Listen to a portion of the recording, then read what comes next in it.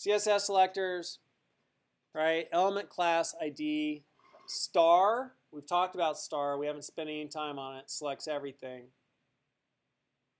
Attribute, and then link visited hover active, and form focus on first letter, first line, and div p, which is all p tags beneath the div, and div p, which is all p tags immediately beneath the div.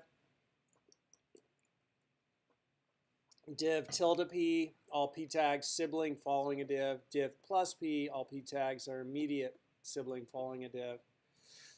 Compound examples, UL, so any UL that has the ID of summer drinks, right? This is selecting any LI that is beneath any UL with the ID of summer drinks. This selects any LI that has the class of favorite that's beneath any UL that has the ID of summer drinks. So you see those compound selectors? Yeah? You get it?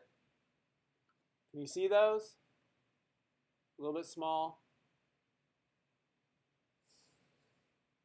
So that's what those do. So we have some hands-on exercises, and this will be homework, and they're back up here. Now let's take a look at them.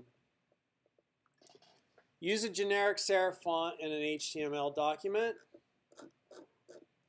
Use a generic sans serif font in an HTML document. Use a font from Google Fonts as different font weights. Use the different font weights.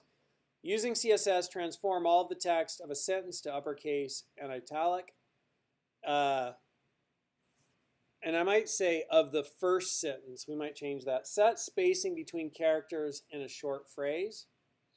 So that would be character spacing. Is that right? We had word spacing. And letter spacing, that's what it is, letter spacing. Add shadow to the text in an H1 tag, remove the underline on an anchor tag, and then add the underline in when someone hovers over the link. Wow, that's a good one.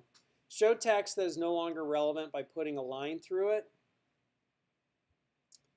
So you have to think about, do I want the strike through? It's no longer relevant. That's what strike through is used for.